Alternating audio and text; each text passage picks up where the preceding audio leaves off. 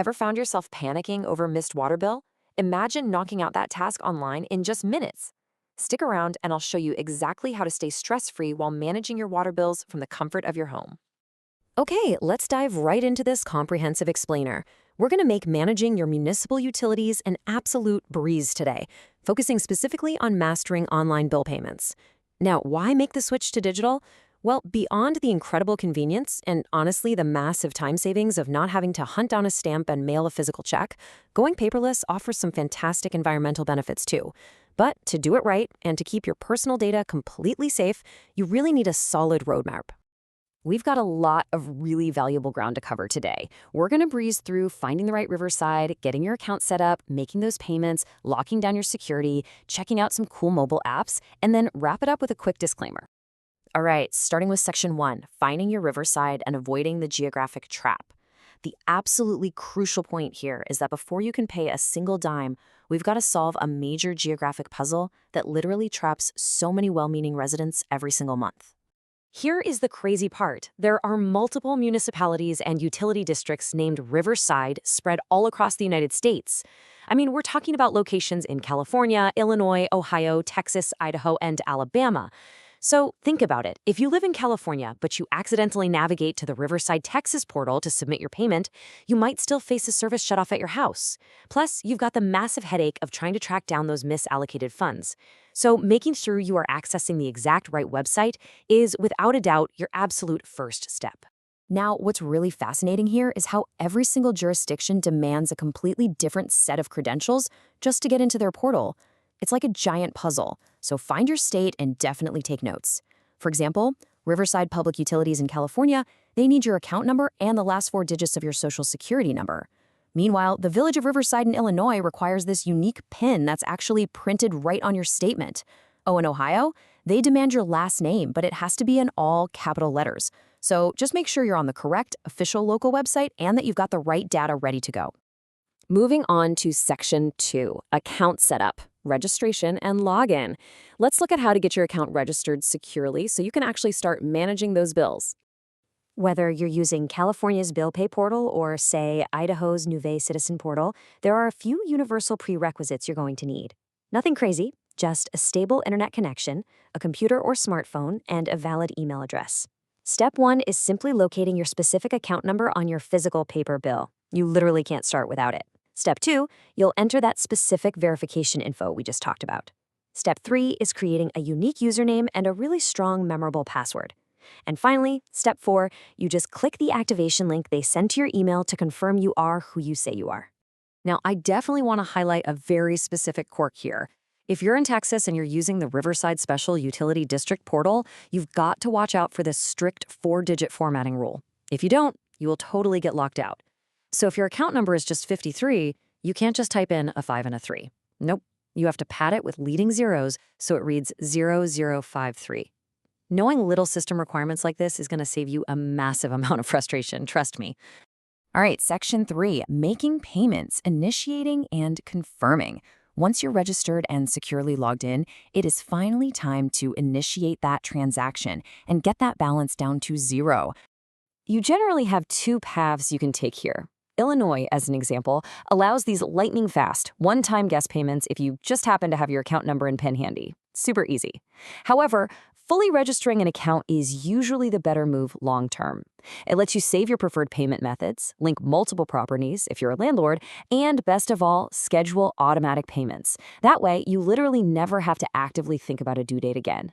When it comes to actually funding the payment, you've got a ton of options. Most portals easily accept your major credit and debit cards, plus direct ACH bank transfers or e-checks. But here is a really fascinating detail from our sources.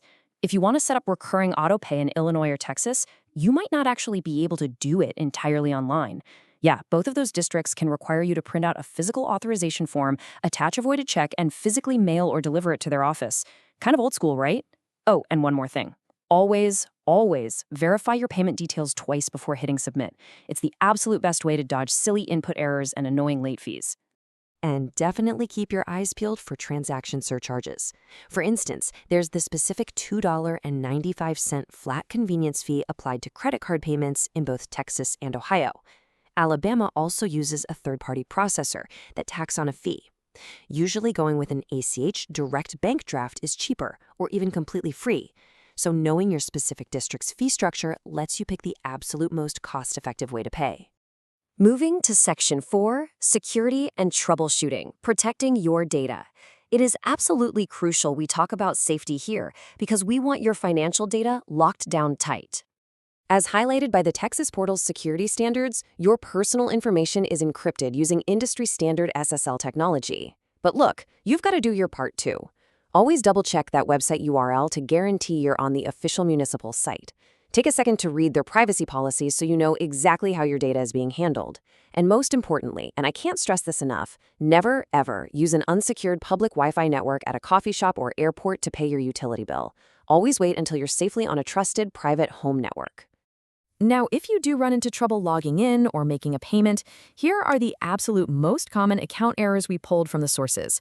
Remember Ohio's all caps rule for your last name and Texas's padded account numbers. If you're in California and Riverside Public Utilities doesn't recognize your account, well, you might actually be living in the Western Municipal Water District's territory. Down in Alabama, just be aware that late penalties are strictly applied the day before the 16th.